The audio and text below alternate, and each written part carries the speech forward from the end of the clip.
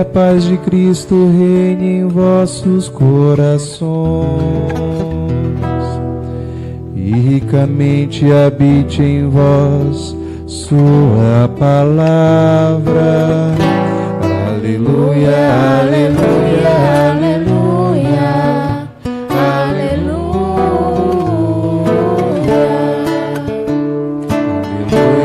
aleluia, aleluia, aleluia.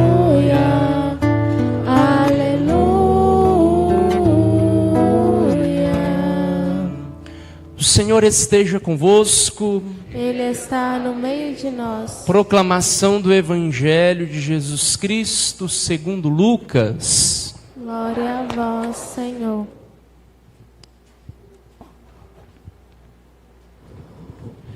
Os pais de Jesus iam todos os anos a Jerusalém para a festa da Páscoa.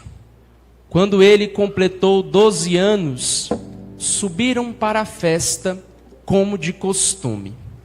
Passados os dias da Páscoa, começaram a viagem de volta. Mas o menino Jesus ficou em Jerusalém, sem que seus pais o notassem. Pensando que ele estivesse na caravana, caminharam um dia inteiro. Depois começaram a procurá-lo entre os parentes e conhecidos. Não o tendo encontrado, voltaram para Jerusalém à sua procura.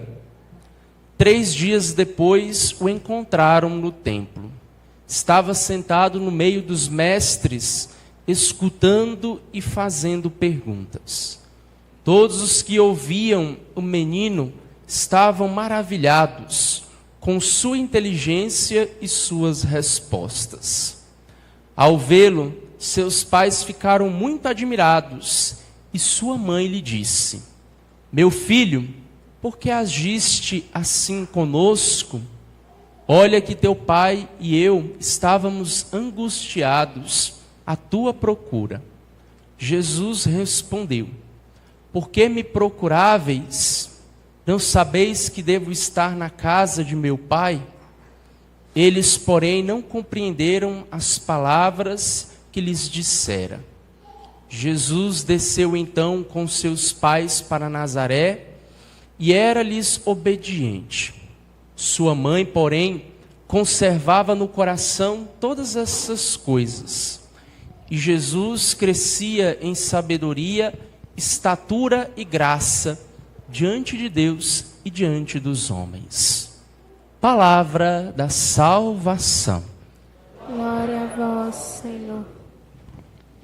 Caros irmãos, o menino que nos foi dado é apresentado na liturgia da igreja deste dia, envolto em um ambiente familiar, tendo José como pai e Maria como a sua mãe.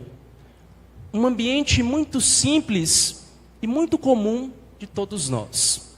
Um ambiente aonde nós também um dia estivemos mais próximos como filhos e vocês muito mais agora como pais, como avós, uma estrutura familiar conhecida por cada um de nós e louvada por Deus e pela igreja como uma estrutura sagrada. É bonito quando nós entendemos a família por meio deste prisma da sacralidade.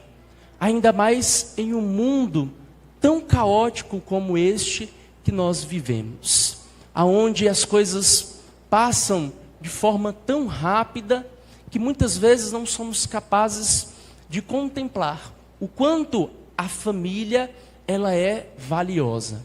Não somente dentro de uma estrutura social como a que nós estamos inserida, mas diante do plano de Deus. Aqui eu quero fazer um destaque à luz desta liturgia de hoje para 3 aspectos. O primeiro é este que eu comecei a desenvolver com vocês. A família, ela é sagrada. Aí vocês podem colocar: mas lá em casa tem esta pessoa que é desse jeito, né? Eu tenho um outro parente que é desta forma, age assim, age desta outra maneira, mas esta estrutura, querida por Deus, não deixa de ser sagrada. Embora os seus filhos, os seus componentes sejam pecadores, sejam limitados, a família, ela é querida por Deus. E assim nós podemos pegar lá no princípio, no livro do Gênesis, como Deus foi formando esta estrutura familiar, com o homem e a mulher, Adão e Eva, depois os seus descendentes, ao ponto de Cristo sacralizar esta estrutura que já era abençoada por Deus, tendo a família um ponto importante na construção de um mundo melhor, de um mundo aonde a presença de Deus, esta sim, irradia por meio daqueles que ali estão.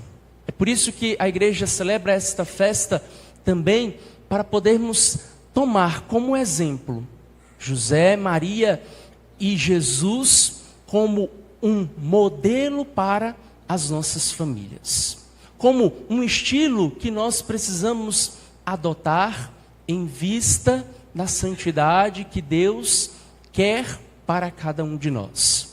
Embora o mundo diga que a família ela não é importante, ou que é uma estrutura passada ou decadente, nós que somos cristãos acreditamos nesta estrutura que é querida por Deus. E de forma alguma nós podemos dizer, como os pagãos existentes neste mundo, que esta família ela não é mais importante.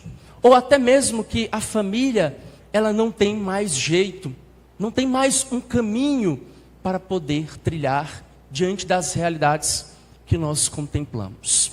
Tudo isso são coisas que são colocadas, construídas ao longo do tempo para perdermos verdadeiramente o foco naquilo que é essencial dentro da criação de Deus. O homem, querendo ser maior do que Deus, quer fazer com que as coisas de Deus sejam colocadas de lado. E nós, como os seus filhos amados, jamais podemos aceitar isso. Mesmo que muitos queiram viver desta forma, nós precisamos respeitá-los, mas desacreditar naquilo que nós tanto acreditamos, tanto valorizamos e tanto Deus quer bem, que é a família, jamais nós podemos fazer. Então este é o primeiro pensamento, a família como uma instituição sagrada. O segundo vem dos textos que nós escutamos, da primeira leitura, do Salmo, da segunda e do Evangelho. Primeiramente, é colocado pelo apóstolo Paulo uma bonita imagem da igreja doméstica, aonde é apresentado ali os pequenos passos para a educação dos filhos, para o bem-estar do marido e da esposa, para a harmonia daquele espaço ali existente. E vale lembrar que a primeira estrutura que nós tivemos na igreja primitiva, que acolhia as celebrações litúrgicas, os momentos sagrados, era justamente a igreja doméstica.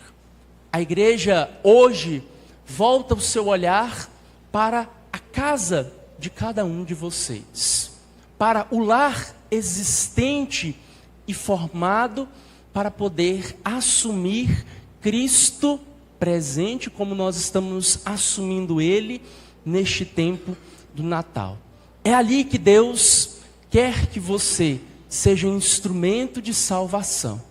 Para aquele que não quer saber de Deus, para aquele que não se importa com as coisas sagradas, para aquele que não valoriza os tesouros da fé.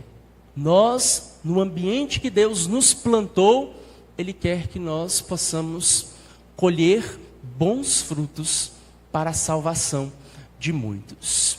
É também nos apresentado, por meio do livro do Eclesiástico, esta bonita estrutura da família que é habitada pelos valores, pelas virtudes que não passam. Tudo aquilo que nós aprendemos em casa, e aí cada um de vocês podem ser testemunhas disso, nós levamos para a vida. Nós colocamos isto, o que nós apresentamos na escola, com os valores que ali nós temos, para não nos pervertermos no trabalho, na faculdade e em muitos outros lugares. Aquilo que nós recebemos como fonte de Deus em nossas casas, constantemente nós a aplicamos aonde nós estamos. E o terceiro e último ponto desta reflexão é a família como um espaço da esperança. Jamais nós podemos perder a esperança nos componentes da nossa casa, nas pessoas que estão ali conosco, pois a esperança é a virtude que nos faz esperar no agir de Deus, não com os braços cruzados da nossa parte, mas nos colocando a caminho para fazer com que o reino de Deus se estabeleça e seja fecundo aonde nós estamos. A igreja viverá ao longo deste próximo ano, já iniciando nestes dias que nós estamos findando, o ano jubilar, o ano da esperança. Vale recordar aquilo que Paulo nos disse na carta à comunidade de Roma, no capítulo 5, versículo 5. A esperança não nos decepciona. Tudo pode nos decepcionar, mas a esperança que vem de Deus, que é infundida em nosso coração no dia do nosso santo batismo, esta jamais nos deixa desamparado diante das coisas. Que a graça de vivermos em família e termos a família de Nazaré como um exemplo máximo possa nos levar também a vivermos de esperança e acreditarmos em um mundo melhor. Um mundo onde um pai, a mãe, os filhos tenham condições de expressar livremente a sua fé. Que possam viver com dignidade. Que possam viver livres de todas as ditaduras ideológicas que querem destruir constantemente aqueles que Deus colocou no mundo. Que a bem-aventurada Virgem Maria, o glorioso São José, ajude os pais a serem homens de comprovada virtudes. E os filhos, que eles possam testemunhar o exemplo de Jesus, que se sacrificando, também colaboram com a construção do mundo e da família. Vamos fechar os nossos olhos por um instante. E obedientes, assim como Jesus foi, peçamos a Ele a graça de podermos crescer no amor. E que aqueles que nos foram dados para constituir a nossa família possam corresponder livremente ao amor que vem de Deus. E que nós, que seguimos Jesus bem de perto, possamos também testemunhar com alegria este Cristo obediente, manso e humilde, para que assim também sejamos em nossas casas outros Cristos para a consolidação de um mundo mais justo e fraterno. Glória ao Pai, ao Filho e ao Espírito Santo.